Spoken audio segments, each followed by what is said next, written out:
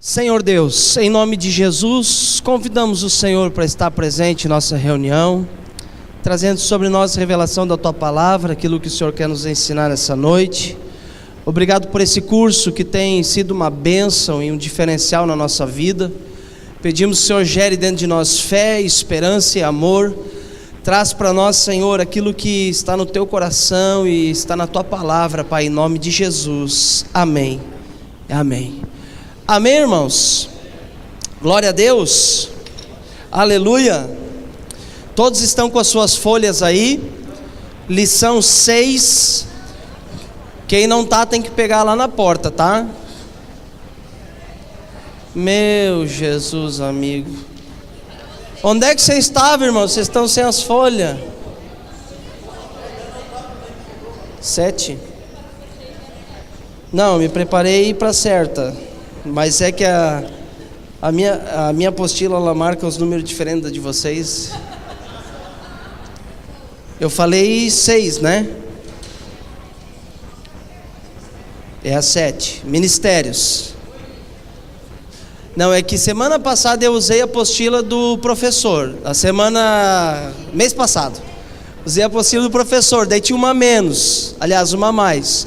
Daí hoje eu risquei na apostila do aluno, mas a do aluno está certa. Daí por isso que deu erro de novo. Gente, ô Dé, só dá folha para esse povo, presença depois, tá? Libera as folhas aí e daí o pessoal vem sentar. Eu mandei pro teu e-mail. Dé, só libera as folhas aí, presença tu bota depois, por favor. Não esqueçam no final de passar ali com o Dé e preencher presença, tá? Pra você não ficar com falta na aula de hoje. Beleza, gente? Ministérios, 5 ministérios. Objetivo: ensinar a função e o relacionamento dos 5 ministérios na igreja. Ponto 2, os dons. Vamos ver um pouquinho sobre os dons, depois entramos então na parte ministerial. Dons são presentes dados por Deus. 1 Coríntios 12, 4 a 6. Por favor, abra sua Bíblia lá. 1 Coríntios 12. É o capítulo que fala sobre os dons. 1 Coríntios 12, 4 a 6. Diz assim: ora, os dons são diversos, mas o Espírito é o mesmo.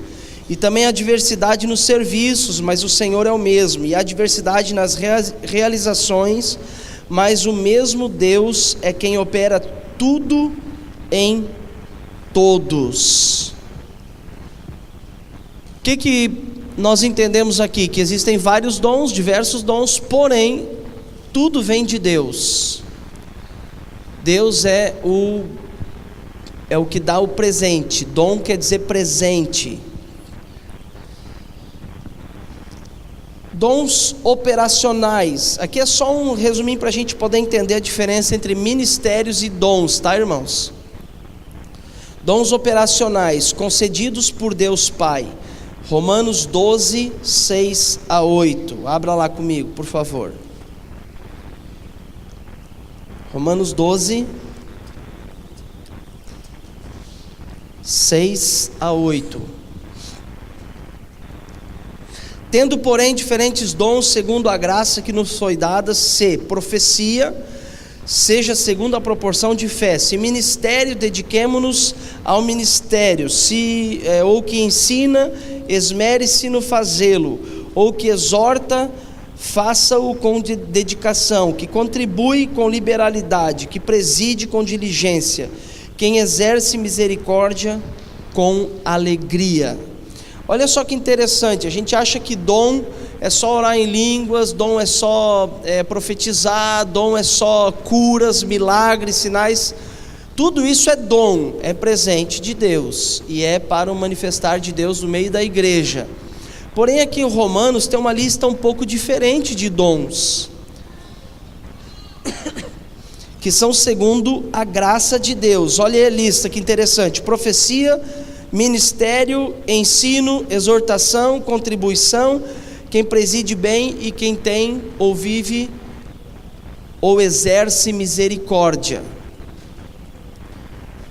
Dá uma sublinhada aí na sua Bíblia, qual é o dom que você acha que você tem? Ou quais os dons você acha que você tem? Pastor, nenhum. Então nós temos que orar para buscar isso de Deus.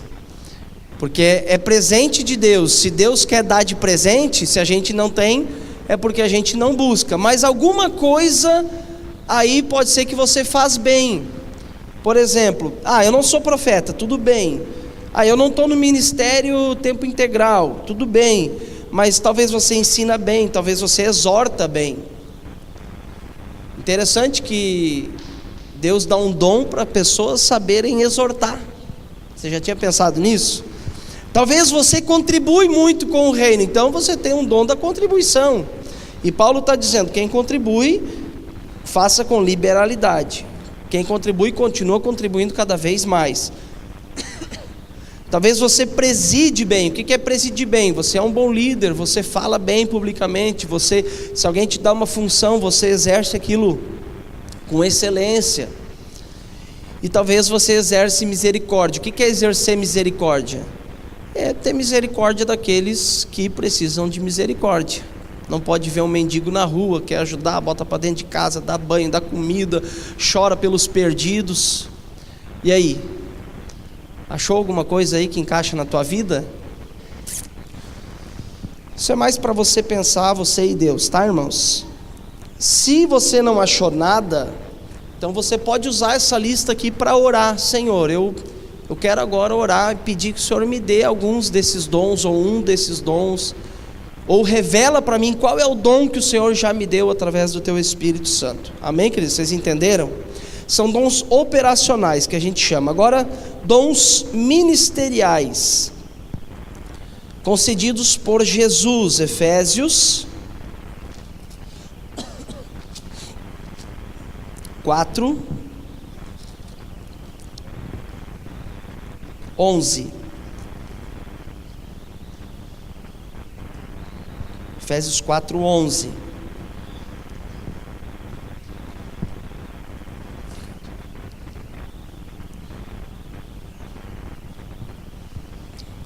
Ele mesmo concedeu uns para apóstolos, profetas, evangelistas, pastores e mestres.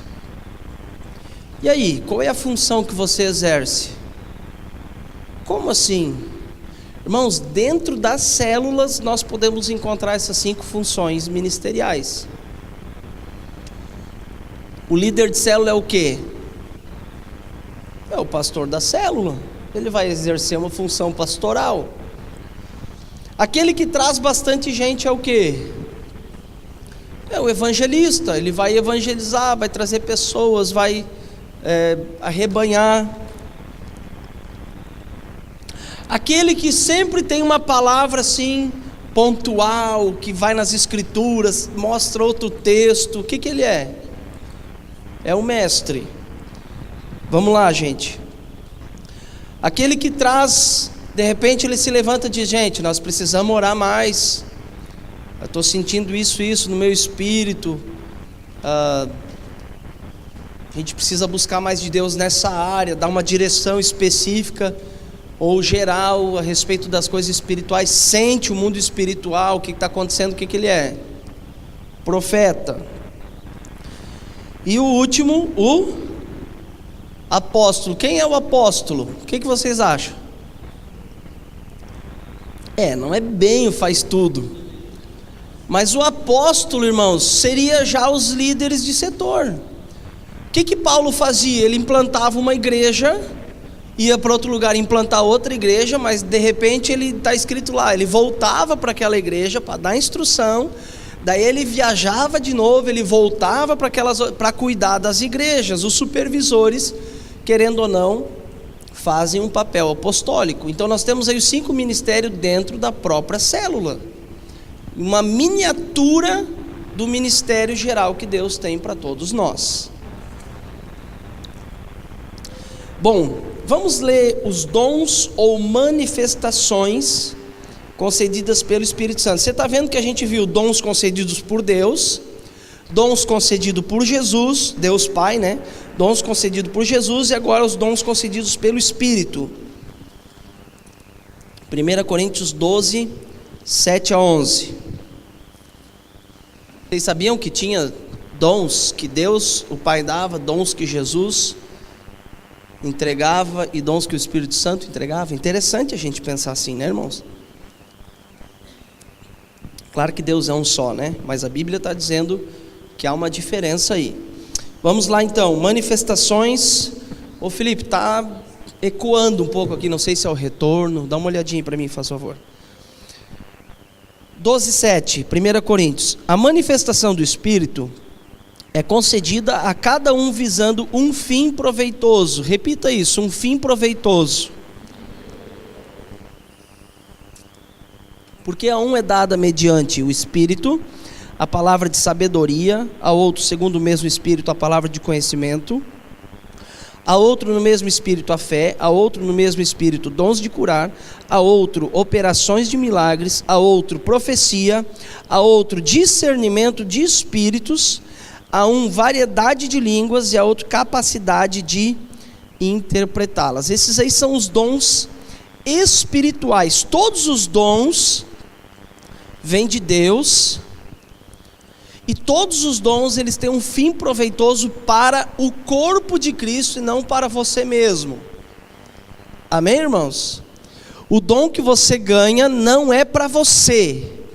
É seu, mas não é para você. É para os outros. Então, se você pedir um dom, você vai ter que viver por ele. Se você ganhar, você vai ter que viver por ele. Por exemplo, se você ganhar o dom de contribuir, Deus vai aumentar a tua sementeira para que você possa contribuir cada vez mais. Se você tiver um dom de exortar, você vai ter que exortar as pessoas que estão junto com você. Se você ganhar um dom de cura, você vai ter que orar pelas pessoas que estão enfermas. Você dificilmente vai passar por um enfermo sem orar por ele. Se você receber um dom de profecia, você vai ter que dar a cara a tapa e muitas vezes se levantar e chamar a pessoa, ou até mesmo o pastor, ou até mesmo outras pessoas, e dizer: olha, eu sinto isso no meu espírito. Claro que toda profecia ela vai ser provada, porém você precisa andar sobre aquele dom que você recebeu. Amém, irmãos? Todos entenderam até aqui? Então, por que tem essa introdução? Porque nós vamos falar sobre os dons ministeriais, que é o ponto 2, tá? Os 5 ministérios, que na verdade os únicos ministérios que existem na Bíblia são esses, tá? E todos eles estão voltados para a edificação da igreja e de ganhar pessoas para Jesus e cuidar bem delas. Fala, Thomas. Não.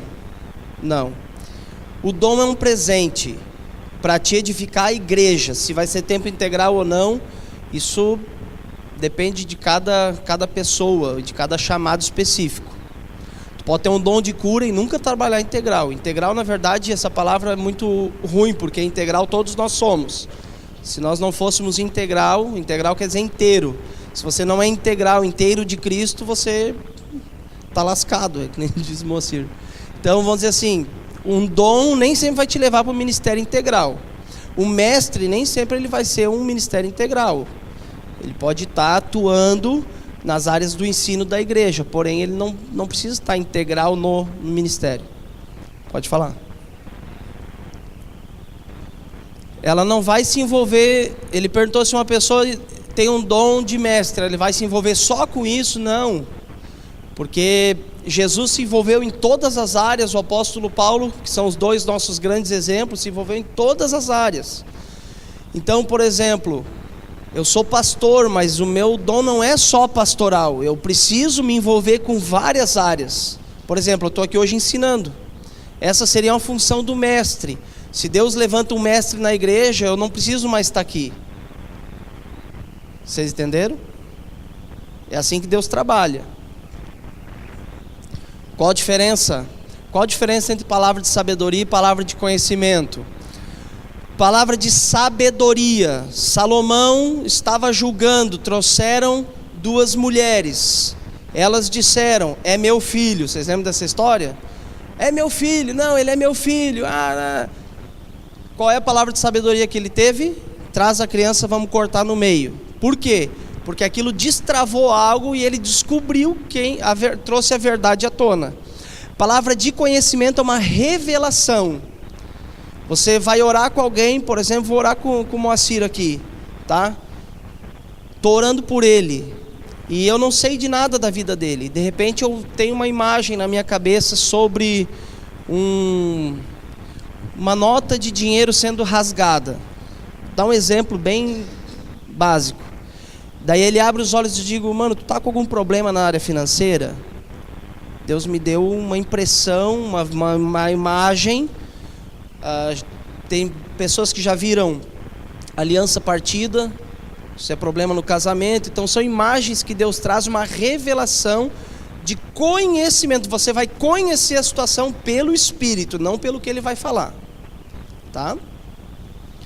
Beleza, gente? Alguma pergunta ou podemos avançar? Vamos lá? Dons ministeriais, definição. Efésios 4, 11 e 12 nós já lemos, tá?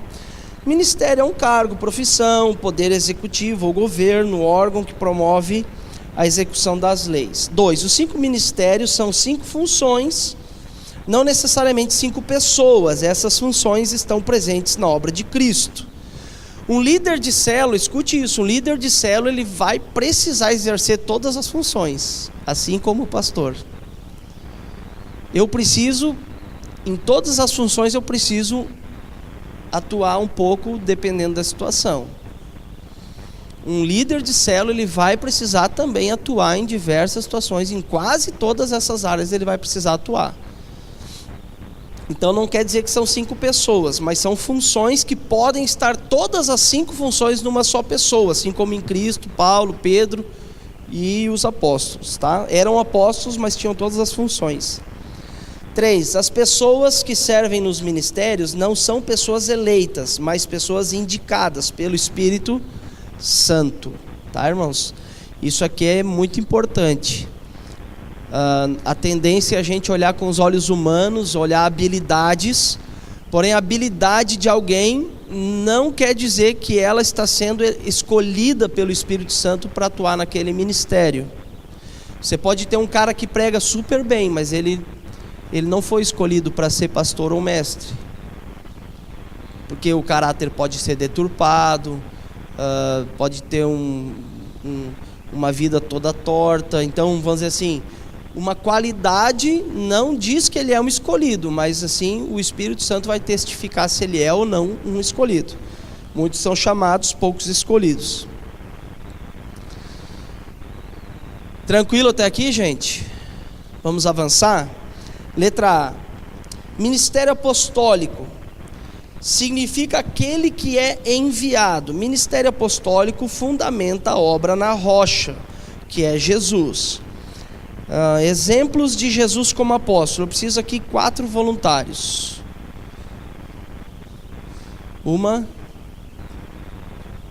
4, gente, vamos lá, rapidinho. 2, 3, 4. Hebreus 3:1, Hannah. João 5:30 e 36, Gil. João 17:8 e 18. E 1 João 4:9, a Karine. O texto está lá no... Se precisar conferir se está certo, tá? Vamos lá? Pelo que, irmãos santos, participantes da vocação celestial, considerai a Jesus Cristo, apóstolo e sumo sacerdote da nossa confissão. Viu o que Hebreus diz? Consideremos Jesus o apóstolo e sumo sacerdote. É o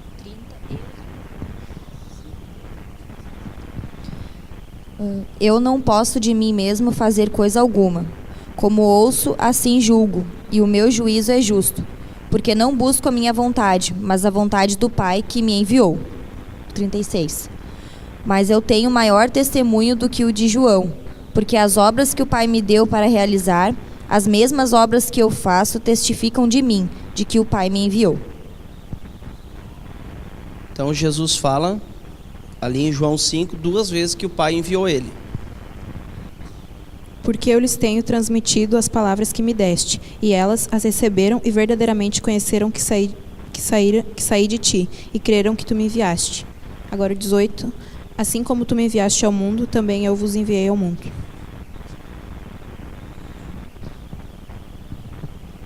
Foi assim que Deus manifestou o seu amor entre nós, enviou o seu Filho unigênito ao mundo, para que pudéssemos viver por meio dele.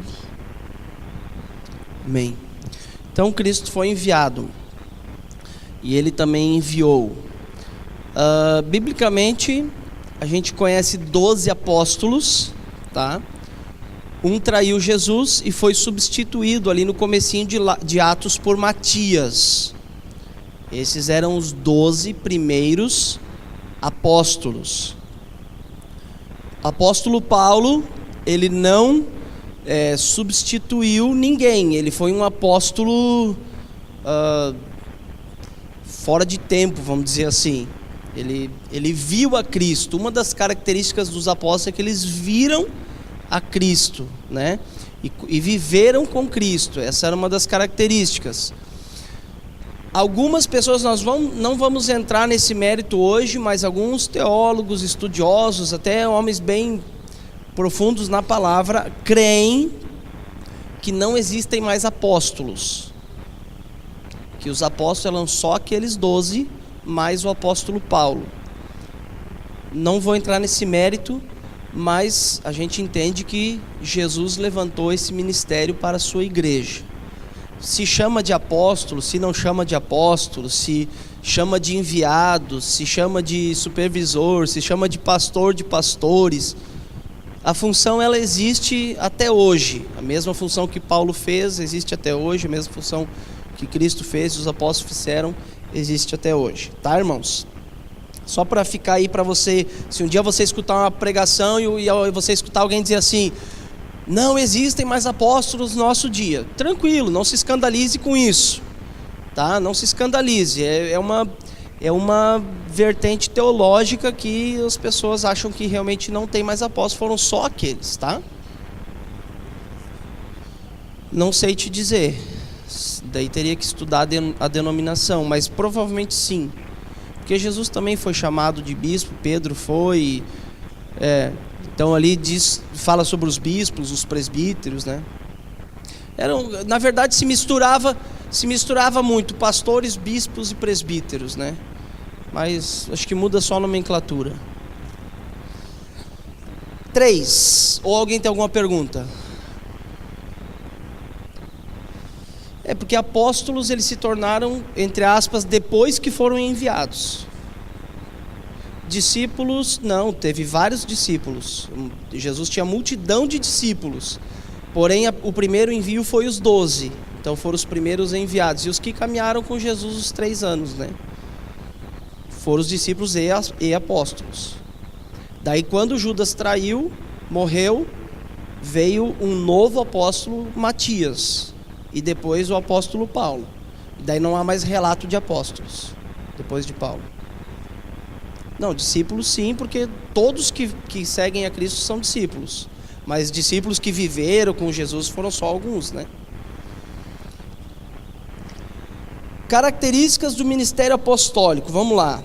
Iniciador, para a gente entender um pouquinho, nós vamos falar um pouquinho sobre cada ministério então. Ele é iniciador, o apóstolo exerce o ministério iniciador através de iniciativas humanas, não através de iniciativas humanas, mas divinas. O que é iniciador? Ele tem a pegada de começo.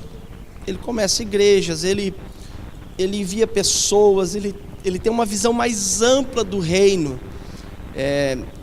Ele vai estendendo o seu braço e o reino para que ele vá crescendo. Sempre quando você pensar em apóstolo, pensa um pouquinho como era a vida do apóstolo Paulo. Ele ficava 1 ano, 1 ano e meio, 6 meses, 9 meses, um pouco mais em cada local. Ele não parava, ele não tinha um parador fixo, né? Jesus até tinha ali, mas ele estava sempre também viajando, pregando a palavra, ensinando e pastoreando pastores. Eu, particularmente, irmãos, isso não é uma coisa assim que está escrito explicitamente na Bíblia, mas eu creio que o apóstolo, a principal função dele é abrir novas igrejas e cuidar dos pastores daquelas igrejas. A função apostólica é o que Paulo fazia. Claro que ele vai se envolver também com as igrejas, mas a principal função dele era, ele ia lá, tanto é que as cartas que ele escreve para Timóteo, para Tito, são cartas pastorais, cuidando dos pastores locais. Então essa era uma função que ele tinha. Ele não cuidava da igreja local, mas ele cuidava dos pastores que cuidavam daquela igreja. Então é uma das funções que ele tinha. Alicerçador, trazendo alicerce. O apóstolo não só inicia, mas alicerça o que iniciou. Ou seja, ele assegura que os propósitos de Deus cheguem a bom termo e sejam demonstrados visivelmente. Supervisor. O apóstolo sempre está atento para verificar se a obra está fundamentada em Cristo. Atos 2:42. É ele quem designa o governo das igrejas locais. É ele quem zela pela ordem e disciplina. Depois você pode ler, anota na sua apostila para você ler depois esses textos, que são textos bem interessantes sobre a tarefa aí dos apóstolos. A principal tarefa do ministério apostólico consiste em trazer salvação e construir a casa de Deus. Amém, gente? Ministério apostólico. Deixa eu só, antes de nós continuarmos, explicar por que nós estamos estudando isso. Porque nós vivemos numa época, numa era, onde Cristo diz que ele separa para si 5 ministérios, mas nós conhecemos praticamente um. Você consegue entender quando eu digo isso? Nós convivemos diariamente com um ministério, que é o ministério pastoral. E o ministério pastoral, ele acabou assumindo todas as funções da igreja, tanto profético, quanto evangelístico, quanto de mestre, de apostolado. Então, durante um bom tempo, por causa da reforma, por causa de tudo que se viveu na igreja católica antes da reforma, as igrejas se tornaram pastorcêntricas. Você entende o que quer dizer isso? Pastorcêntrica, onde o pastor é o centro de tudo, onde sem o pastor nada funciona. Isso é o maior crime que pode se cometer contra uma igreja, deixar todo mundo dependendo de uma pessoa só. Nunca foi o que Cristo quis fazer e o que Deus quis implantar na igreja.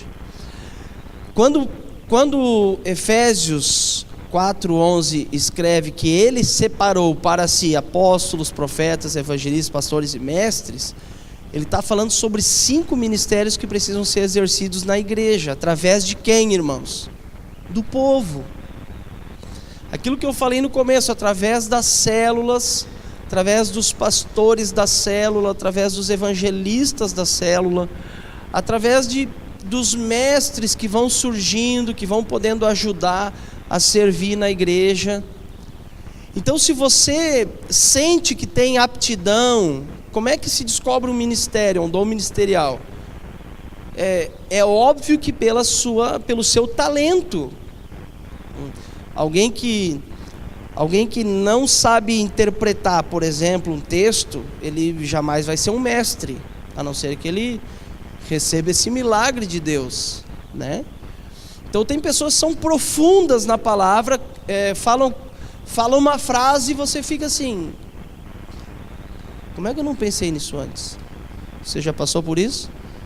Como é que eu não pensei nisso antes? São mestres, eles abrem a boca e aquilo flui, eles falam da escritura horas e horas e não se cansam e sempre tem o que falar.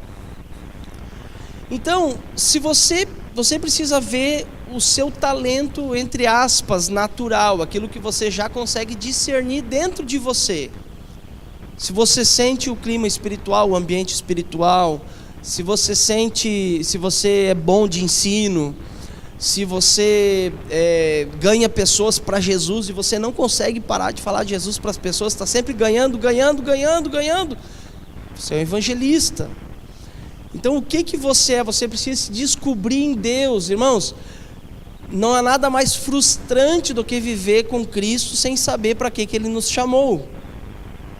Você concorda comigo? Bom, se ele escolheu uns para apóstolo, outros para evangelistas, pastores, mestres e profetas, um desses ministérios você tem que atuar. Você começou a ficar preocupado? Tem que ficar, irmãos. Porque se você não atuar num desses ministérios, você é inútil no reino.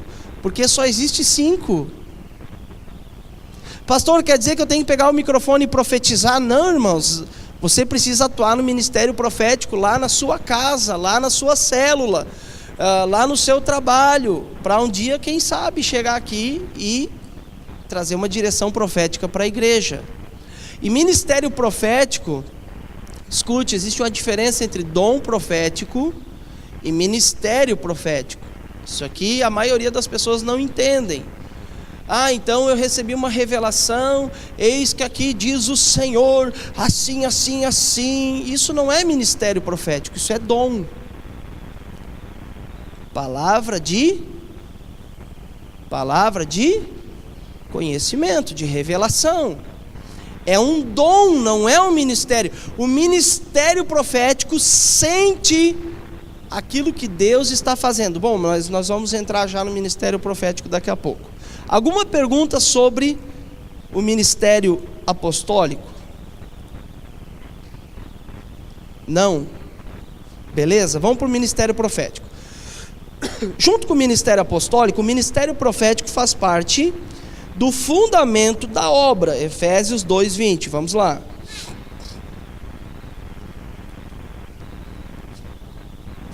Efésios 2:20. Edificados sobre o fundamento dos apóstolos e profetas, sendo eles, ele mesmo, Cristo, Jesus, a pedra angular. Existem 2 ministérios que são fundamentais. Jesus é a pedra angular, é a principal fundação. Em cima da fundação vem 2 ministérios, o apostólico e o profético. Eles caminham junto. Vamos ler também 1 Pedro 1, 10 e 12, lá no finalzinho da sua Bíblia. Antes de 1 e 2 João. 1 Pedro 1. Meu Deus, meu tempo está acabando já. 1 Pedro 1, 10 a 12.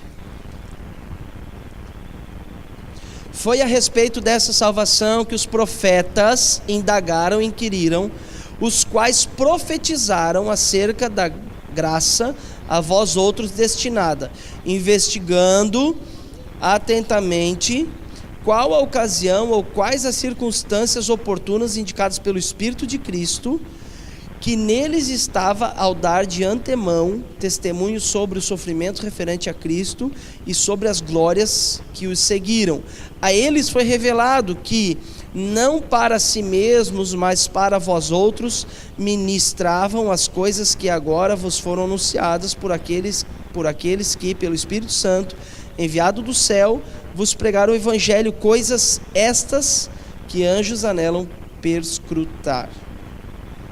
O que isso quer dizer, irmãos? Que ambos os dois, eles zelam pelo cumprimento daquilo que Deus está falando e está fazendo. Como nós poderíamos definir o ministério profético? O ministério profético sabe o que Deus está fazendo. Interessante isso. Ele sabe que Deus está fazendo não só dentro de uma igreja local, mas num país, num estado, num país e no mundo. É uma mensagem. Eu não sei se você já percebeu, mas é muito nítido. Você pode escutar vários pregadores. E se eles têm um ministério profético, eles falam a mesma coisa, a mesma linha. Sobre um tempo atrás, 2 anos atrás, se falava sobre paternidade. Era paternidade, paternidade, paternidade, paternidade. Tudo mesmo. Qual é a direção que eles foram lá? Sobre vocação. Então, 2 anos atrás nós falamos muito sobre paternidade. Hoje, irmãos, eu não sei vocês, mas final dos tempos e o reino dos céus. É só o que se fala. Então os profetas, eles trazem a mensagem do céu para nós. E isso é aberto uma cortina espiritual, se é que dá para dizer assim, ela descortina, você começa a enxergar coisas que você não enxergava.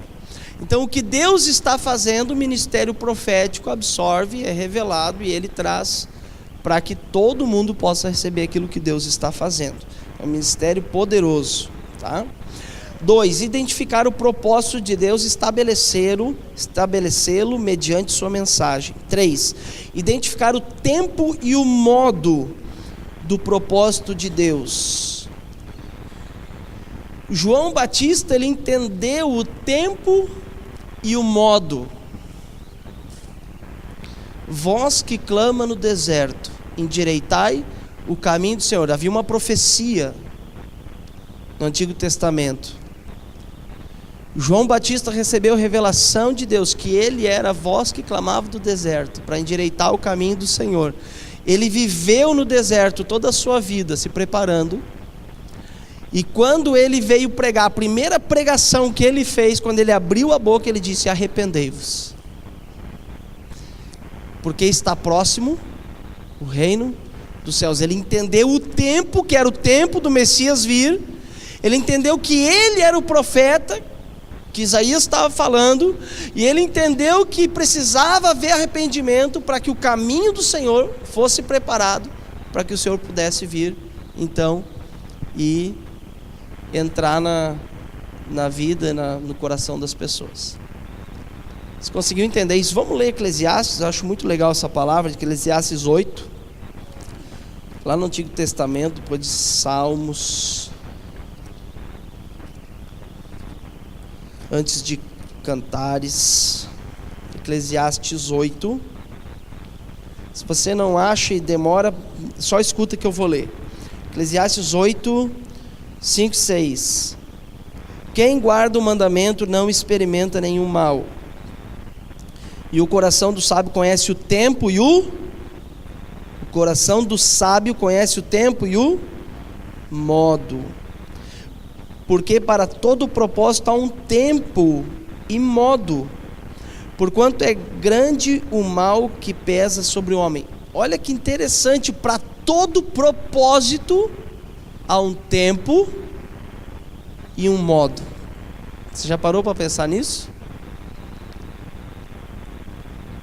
Se Deus tem um propósito, Deus tem um propósito para a nossa vida. Esse propósito, ele depende de um tempo e depende de uma forma de acontecer. Eu que sei que pensamentos tenho de vós, pensamentos de paz e não de mal, para vos dar o fim que desejais. O fim é o que nós desejamos, mas o modo e o tempo que isso vai acontecer, isso depende de Deus, e eu preciso discernir isso na minha vida. Por que eu estou passando isso? Porque isso faz parte do tempo e do modo que eu tenho que passar. Não estou falando de pecado, desobediência. Jonas, ele foi para a barriga do peixe. Foi um tempo diferente, um modo diferente do que Deus tinha planejado. Agora, quando eu estou diante de Deus, diante da presença do Senhor, está tudo certinho, e tem coisas acontecendo na minha vida, eu preciso entender que é o tempo e é o modo de Deus agir na minha vida. Amém, irmãos? Fala. Claro. Para gerar o propósito. Se o propósito for aperfeiçoar, sim. O apóstolo Paulo tinha um espinho na carne. Era o tempo e era o modo de Deus tratar a soberba dele. Ele disse: para que eu não me ensoberbecesse. Tamanhas revelações. Senhor, tira de mim o espinho na carne. Uma vez, não. Tira de mim, não. Tira de mim, Senhor. Deus disse: a minha graça te basta. O modo e o tempo que Deus escolheu para ele permanecer firme, sem soberba. Não sei, teria que pensar. Para responder assim no soco, não sei. Deus não tem pressa. É porque Deus não tem tempo, né? Deus é atemporal, então a gente sempre está atrasado diante de Deus, né? Talvez é isso aí mesmo, né?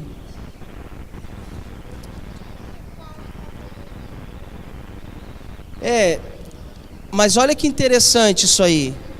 Isso é bom. A gente não age. O tempo de Deus, claro, tudo tem o seu tempo. Tudo tem o seu modo. Porém, tem pessoas que não fazem o que deveriam fazer. Isso é grave. Porque nós não seremos julgados, nós não seremos julgados por aquilo que a gente faz. A gente será julgado por aquilo que a gente não fez. Como assim? Irmãos, o que eu faço é o que eu faço. Agora, o que eu não fiz é o que Deus mandou eu fazer. Daí é um problema. Eu posso fazer um monte de coisa errada. Claro, eu vou ser julgado por aquilo. Mas o pior não é só as coisas erradas que eu fiz. O pior é as coisas que Deus mandou eu fazer. Eu não fiz e eu ainda fiz coisa errada. Você está entendendo que quando eu não estou fazendo o que Deus mandou eu fazer, a probabilidade de eu fazer coisa errada é muito maior. Então eu preciso estar atento ao que o céu está comunicando, que Deus está comunicando para mim fazer. Por que João Batista, ele cumpriu o tempo e o modo? Porque ele foi morar no deserto, porque ele abriu mão da Coca-Cola, do X-salada.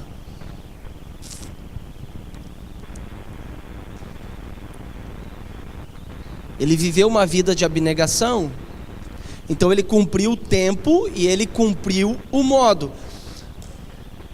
Por exemplo, Deus tem um chamado para a tua vida de ser um pregador, mas você não lê a Bíblia, você vai pagar por isso. Vai ser amarrado no palanque e vai tomar açoite.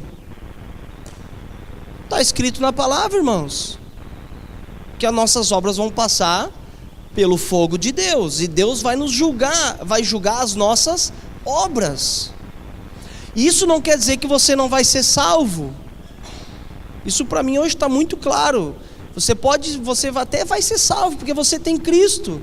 Mas no dia do julgamento você vai levar açoites, porque você não fez o que devia ter feito. Então, você é chamado para ser um pregador, não lê a Bíblia, não lê outros livros. Você é chamado para... tem dom de cura e não ora pelos enfermos. As pessoas que padecem com enfermidade e clamam ao Senhor, isso vai clamar diante do Senhor e o seu nome vai ser lembrado. Mas eu dei o dom para o Batista curar, por que ele não curou? Daí vem Deus olhar para o Batista e o Batista não está orando por ninguém. O que vai acontecer, irmãos? Imagina eu deixar meus 2 filhos em casa, eles são um pouco maiores, e eu digo para a mais velha assim: filha, tá aqui a comida na geladeira, tu prepara um lanche pro teu irmão, tá tudo aí, eu vou sair de casa uma semana, tu vai cuidar dele, vamos supor que eles fossem maiores, tá? E ele pequenininho e ela grande. E eu chego e a criança tá 10 quilos mais magra, passando fome, numa cama doente, porque não tem comida. Pai, eu não tenho comida, mas o que eu vou fazer com essa criança que não deu comida para outra? Irmãos, Deus é um pai que deixou ordens para nós cumprir. Ele é amor, é claro que ele é, mas ele deixou coisas e chamou no Espírito.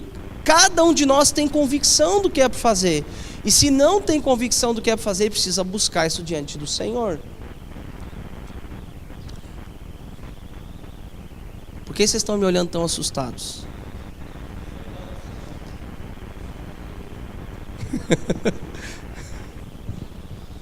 Quanto mais é dado, mais é cobrado. Irmãos, se Deus me chamar a pregar as nações e eu não for, eu vou ser corrigido. Ezequiel 3,18, leia em casa. Se eu falar para o perverso que ele vai morrer e é para você avisar ele, você não avisar e ele morrer, o sangue dele vai cair sobre a sua cabeça ou sobre a minha. Isso é sério. Ezequiel 3,18. 4. O ministério profético tem por objetivo trazer conserto, levar ao arrependimento, exortar para falsas doutrinas, zelar pela pureza da igreja, dar orientação para edificar. O profeta geralmente tem um espírito indignado.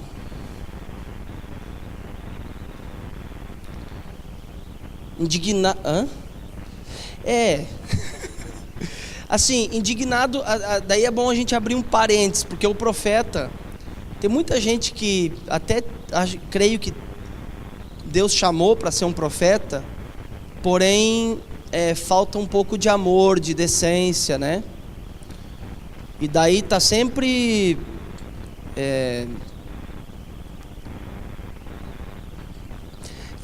não é isso, nem é isso na questão da palavra. Eu tô dizendo, os mais velhos aqui sabem, já foi vivido isso no altar. Toca aí, não mandei parar! Quem viveu isso aqui, irmão? Vocês sabem o que eu estou falando, pelo amor de Deus. Profeta, Espírito de Cristo. Então assim, vem e diz o pecado, expõe o pecado de uma pessoa específica. Deus está me mostrando, Batista, tu fez isso, isso, isso, na frente de todo mundo. Espírito de Cristo tem que julgar. Eu creio que o profeta ele traz à luz o pecado, porém a forma que ele vai fazer vai mostrar se ele está no Espírito de Cristo ou não.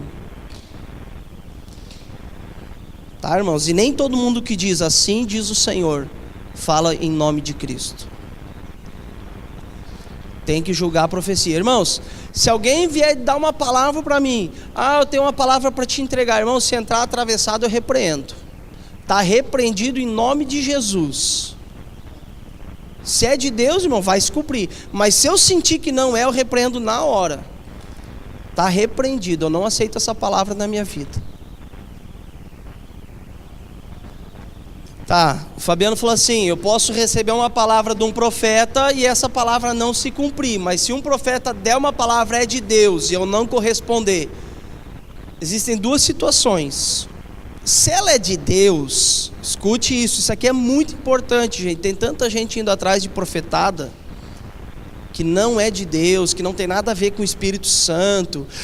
Aqui tem 5 pessoas com uma geladeira enferrujada. Para, gente. Não, eu já ouvi isso. Eu já ouvi isso dentro de uma igreja, irmãos. Deus está falando aqui que tem 10 pessoas doentes. Para, gente, sempre tem. Profeta não é isso. Profeta traz exortação, traz arrependimento, traz quebrantamento. Escute, isso aqui vai fazer você ter um crivo sobre a profecia. Eu não vou dizer a palavra sempre, porque sempre é muita coisa, mas quase sempre, 99,9% da profecia que vier sobre a sua vida é confirmando algo que Deus já falou para você. Porque Bibi, Deus falou que tu vai casar. Tá, eu não vou falar a ninguém, não vou falar, senão depois dá pegação no pé, né? Daí o que acontece, irmão? Eu vou dizer para vocês. Gente, assim, escuta aqui. O Felipe quer receber a profecia. Gente, escuta aqui, tem muita gente falando na carne, coisa que Deus não falou.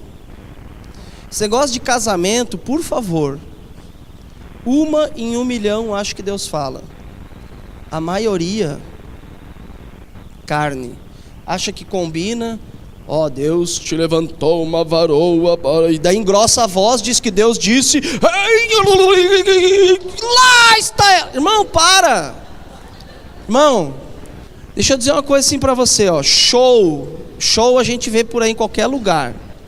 Sabe como é que um profeta, eu vou dar para você a linha do profeta que eu escuto, vai chegar para mim e vai dizer assim, irmão, deixa eu te dizer uma coisa que eu senti no meu espírito, não sei bem o que é, mas tu busca o discernimento de Deus, se servir, pega para ti, se não servir, joga fora. Esse é o profeta que eu escuto. O cara vier gritando pro meu lado, fazendo showzinho, irmão, eu já sei que é carne, que não tem nada a ver, porque Deus não é assim, irmãos. Ele não dá glória para homem nenhum. Eu fui lá em Santa Catarina, lá na praia, e aí fomos na igreja lá, que tinha um profeta lá, e nós fomos lá na igreja. E aí ele estava pregando para coisa assim, falou assim, o que é, senhor? O que é? que é que falou? Ah, o senhor está me dizendo isso assim. Como é que é? Como é que é? Fala de novo aí. Irmãos, desculpa a sinceridade, mas uma pessoa dessa tinha que estar no circo, não na igreja. Circo. Ei, Felipe, veja que és profeta. Sabe que quando este profeta falar em nome do Senhor e a palavra dele não se cumprir, nem suceder como profetizou, essa é a palavra que o Senhor não disse. Com soberba a falou o tal profeta, não tenhas temor dele. Deuteronômio 18, 22. Anote aí, irmãos, esse texto que é muito pontual. É claro, né? Se Deus falar assim, se alguém falar, Deus está dizendo, Moacir, que amanhã vai bater alguém na tua casa e vai fazer isso e aquilo. O dia inteiro não chegou ninguém, irmãos. Deus não se enganou, né, gente? Deus não se engana, Deus não erra, Deus não... Então, assim, se a pessoa falou, não cumpriu, é porque não era de Deus. Era assim, não precisa matar aquela pessoa, jogar ela fora. Ah, é um mentiroso. Não, talvez ele está descobrindo, ouvir a voz de Deus. Pode acontecer de ele falar algo que realmente não era de Deus, né? Isso, aquela pergunta do Fabiano. Então, assim, tem duas situações. Se Deus falou e confirmou no teu espírito, tu sabe que é de Deus, tu não fizer nada, daí te prepara. Porque Deus falou para a mãe de João Batista, a Isabel. Ela entendeu o propósito, falou para o seu filho foi morar com os essênios no deserto e se cumpriu a profecia. Agora, se você ficar sem fazer nada, Deus te deu uma palavra específica, aquilo confirmou no teu espírito, era para ti, por mais que tu não entenda. Vamos supor assim, alguém diz para ti, tu vai ser um pregador da palavra, mas tu, meu Deus do céu, esse cara não vê quem eu sou, rapaz, né? Tipo nós assim, né, Nilton? Não, a gente recebeu assim, nós estávamos orando, o Moacir e eu orando para ele trocar a função do serviço, para ganhar um pouco melhor e tal. Aí veio uma profecia de um determinado irmão, disse, que nesse mesmo ano a gente iria receber essa bênção, que ele ia trocar o serviço, que ia dar tudo certo, tá.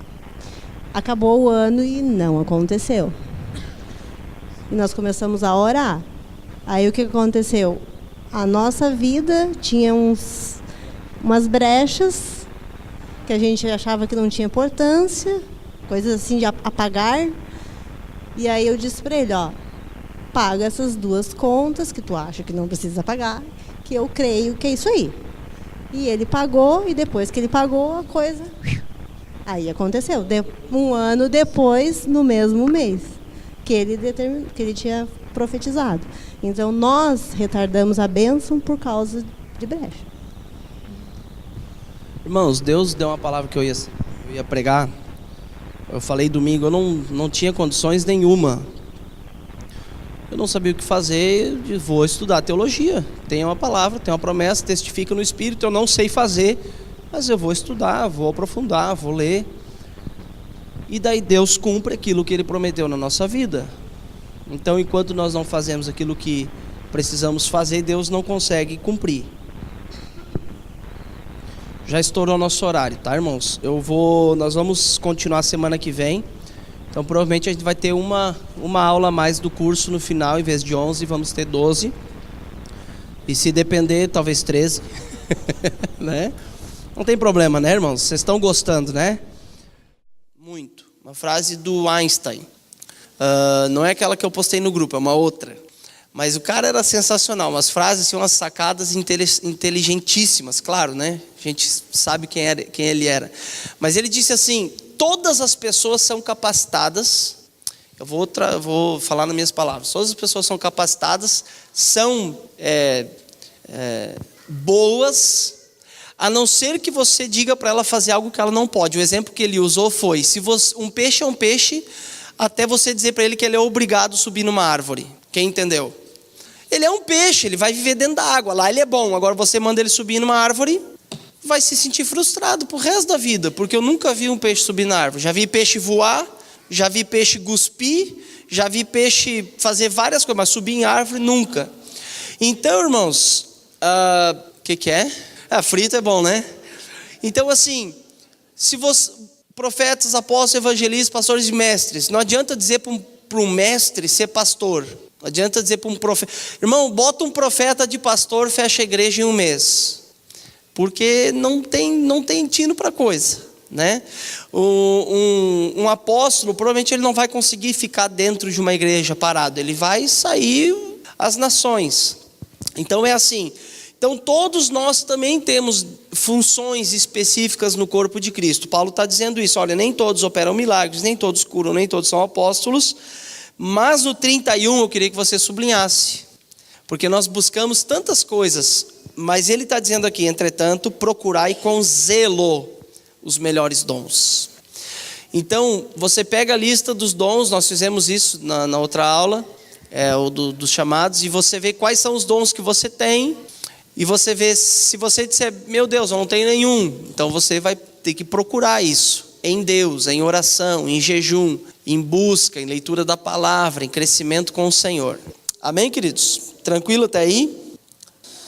Ponto 2. Ministério de mestre não atua em estudos bíblicos e discussões teológicas, mas sim no esclarecimento e detalhamento da atuação viva de Deus na geração específica e no momento específico do mover de Deus em um grupo. Vamos ler 1 Timóteo 1, 3 a 7? 1 Timóteo 1, 3 ao 7. Quando eu estava de viagem rumo à Macedônia, te roguei permanecesse ainda em Éfeso para admoestar certas pessoas, a fim de que não ensinem outra doutrina. Sublinhe isso, não ensinem outra doutrina. Nem se ocupem com fábulas, nem genealogias sem fim, que antes promovem discussões do que o serviço de Deus na fé. Vou dar um conselho para vocês. Gente, eu passei 4 anos dentro de uma faculdade de teologia, internado, morando lá dentro, discutindo teologia. Na verdade, não passei os 4 anos discutindo, eu passei 1 ano e meio, 2. Depois eu cansei e vi que isso não leva a nada. Você dificilmente vai mudar alguém, ou que tem uma base doutrinária teológica. Se ele pensa daquele jeito, dificilmente ele vai mudar. Então assim, nós não somos chamados a ficar discutindo teologia. Por causa disso, porque isso, porque aquilo, porque aquele outro. Não, nós somos chamados a equipar o corpo de Cristo para que ele funcione. Amém? Claro que a gente precisa saber as doutrinas básicas, mas não ficar discutindo genealogias e fábulas e crendices e essas coisas todas, tá? Até o 7. Ora, o intuito da presente admoestação visa o quê? O amor que procede de coração puro, de consciência boa e de fé sem hipocrisia. Desviando-se algumas pessoas destas coisas, perderam-se na loquacidade frívola. Vamos dizer, ficaram tanto discutindo que acabaram esfriando na fé. Pretendendo passar por mestres da lei, não compreendendo todavia nem o que dizem, nem os assuntos sobre os quais fazem ousadas asseverações. O que ele está dizendo? Se você não é estudado mesmo profundo, fica quieto e fica no básico. Tu vai fazer ousadas asseverações, afirmações, mas tu não tem base bíblica para aquilo. Então, fica tranquilo e só ouve. Tá, irmãos? É mais ou menos isso que ele está dizendo. Que muitos se perderam por causa disso. 3. Jesus pode ser visto com a atuação de mestre em João 8,31. Bom, isso fica muito claro para nós que Jesus era um mestre, né, irmãos? Ele interpretou ou trouxe a revelação de todo o Antigo Testamento. Se você ler só Mateus 5, 6 e 7, que é o Sermão do Monte, ele reinterpreta todo o Antigo Testamento para a sua atualidade e diz, eu não vim revogar a lei, mas vim cumprir. E ali ele começa a desenvolver as bem-aventuranças e tantas outras coisas que ele ensinou. João 8,31, disse, pois, Jesus aos judeus que haviam crido nele, se vós permanecereis em mim, na minha palavra, sois verdadeiramente meus discípulos. Tá? Então, precisamos permanecer na palavra de Cristo. Alguma pergunta ou comentário a respeito do ministério de mestre? Irmãos, eu não vou pedir para levantar a mão, mas alguém aqui talvez sinta, eu sinto assim, que que eu consigo entender a palavra, Deus traz revelação para mim, eu sinto profundidade quando eu estudo, eu sinto facilidade de ensinar, me procura, porque às vezes a gente não consegue ver, e a gente pode estudar um pouco, pode ver se realmente tem essa capacitação do Espírito Santo na sua vida para ser um mestre e ensinar a palavra de Deus. Amém, queridos? Letra D, ministério evangelístico. Incumbe-se em divulgar com maior intensidade a obra divina de Jesus a todos os povos e nações, a buscar a colheita de Deus, levando pessoas à conversão e ao arrependimento. É o ministério que toca, que alcança as pessoas, que promove salvação, libertação e cura para o incrédulo, prega a salvação, e para o crente incentiva a pregar a salvação. Jesus, atuando como evangelista, pode ser encontrado em Marcos 1:38, 2:2. Bom, nós não precisamos nem ler, irmãos, porque onde Jesus ia, ele estava tocando os perdidos. Se fosse a mulher adúltera, fosse a mulher hemorrágica, fosse os próprios discípulos. Ele passa por Mateus na coletoria e diz: segue-me, perdoa uma pessoa lá na cruz, ele crucificado, e alguém é salvo. Isso é um evangelista. Onde ele está, tem alguém sendo salvo. Onde ele está orando por alguém. Ele não perde a oportunidade de falar de Jesus, de falar quem é Deus, de falar o que Jesus fez na sua vida. Se você também sente que é um evangelista, tem esse chamado evangelístico, vem me procurar, a gente vai conversar e pode te ajudar, o teu discipulador pode te ajudar a desenvolver melhor isso na sua vida. Tá bom, queridos? Ministério pastoral. O ministério pastoral cuida, trata e desenvolve as suas ovelhas com vistas ao crescimento individual como corpo dentro do reino de Deus. É o ministério que melhor irá conhecer individualmente cada ovelha e ficará atento às suas necessidades. 2. O ministério pastoral poderá ser desenvolvido através de um grupo familiar. Vemos Jesus como pastor em João 10:11. Podemos ler lá, onde Jesus diz: eu sou o bom pastor. João 10:11 diz: eu sou o bom pastor dá a vida pelas ovelhas. E 10:14 ele diz de novo: eu sou o bom pastor, conheço as minhas ovelhas e elas me conhecem a mim. Irmãos, eu diria que o ministério pastoral, ele é um ministério mais fácil e mais difícil ao mesmo tempo. Por que mais fácil? Porque o ministério pastoral está muito vivo no nosso meio. Claro que o evangelístico também, o mestre pode sobressair na célula, mas o profético e o apostólico acho que são os mais raros, ou a gente tem um pouco mais de dificuldade de reconhecer, de lidar com eles.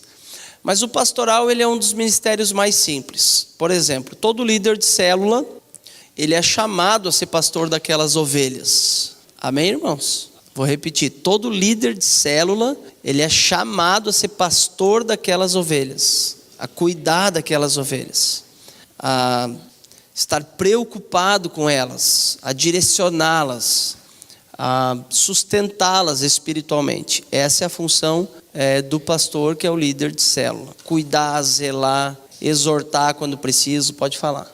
Quando o líder de célula não tem um dom do pastoreio, é o ministério. Na verdade, irmãos, assim, um líder de célula, ele só deveria chegar a ser líder porque foi reconhecido nele um ministério pastoral, entre aspas. Quando que alguém chega à liderança de célula, é obrigado? Não, não é obrigado.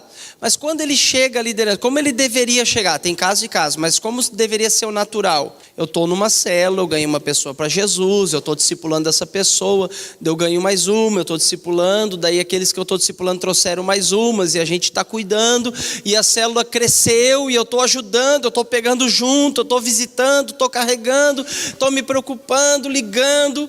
Esse aí pode ser líder de célula, porque ele se preocupa com as vidas. Por que nós colocamos um pré-requisito? Fruto permanente. Porque só um pastor pode ter um fruto permanente. Então, se alguém entra sem fruto permanente, dificilmente vai dar certo. Porque ele não ajuda. E não estou dizendo assim que tu precisa ir lá e ganhar. Mas o que é um fruto permanente? É você ajudar aquela pessoa a se manter na fé. Ligar, visitar, cuidar, amar, discipular, semana após semana, ter paciência. Então, se o líder não tem essas características, ele não vai conseguir liderar uma célula. A gente até vai colocar por uma necessidade e pode dar errado. Daí talvez chega aquela questão que a gente diz que o peixe tem que subir na árvore. Porém, abre-se aspas ou parênteses, todo mundo é chamado para discipular. Ah, mas eu não tenho jeito, mas eu não gosto, mas eu isso, mas eu aquilo. Jesus não disse assim, vocês que gostam, ide fazer discípulos. Vocês que têm jeito, ide fazer pastores, ide fazer discípulos. Não, isso não. E eu entendo que todos que podem discipular também podem liderar uma célula. Talvez não vai multiplicar tão rápido, talvez não vai ter tanto fruto, não vai ser tão excelente, mas com boa supervisão do apóstolo, do supervisor, ele vai sendo auxiliado e vai sendo ajudado a crescer e pode ganhar muitas vidas. Ficou explicado? Alguém gostaria de falar alguma coisa? Depende, tem casos e casos. Tem pessoas, vamos dizer, vai ter gente que sabe, mas tem preguiça. Vai ter outro que entende, mas prioriza outras coisas. Não é só questão de chamada, é questão de foco e de visão. Que nem eu estava falando com os líderes de setor no começo. Nós temos hoje 21 células adulto. São mais 7 infantis. Dessas 21, 13 não tem datas de multiplicação. Falta de foco, não é falta de chamado. Não é falta de dom ministerial, é falta de alvo, de objetivo. Então não é uma questão assim de eu não sei trabalhar com alvos, então não posso ser líder. Não, nós precisamos aprender a trabalhar com alvos. Porque Jesus sabia o que ele estava fazendo e onde ele queria chegar. Se eu sei onde eu quero chegar, eu sei que... Por que Jesus fugiu tantas vezes e no dia que crucificaram ele deu um beijo em Judas? Porque ele veio para morrer e ele entendeu de Deus, chegou a minha hora, agora eu vou bem quietinho. Mas você pode ver diversas vezes, desde dos primeiros milagres, e tentaram prender Jesus, e tentaram matar Jesus. Quando Jesus ressuscita o Lázaro, eles tentam matar tanto Lázaro quanto Jesus, e os dois escapam. Por que Jesus escapava? E daí no dia que Pedro veio trair, ele deixa, chegou a hora. Judas, o que eu falei? O Pedro também pisou 3 vezes na bola. Não, mas o Judas, tá?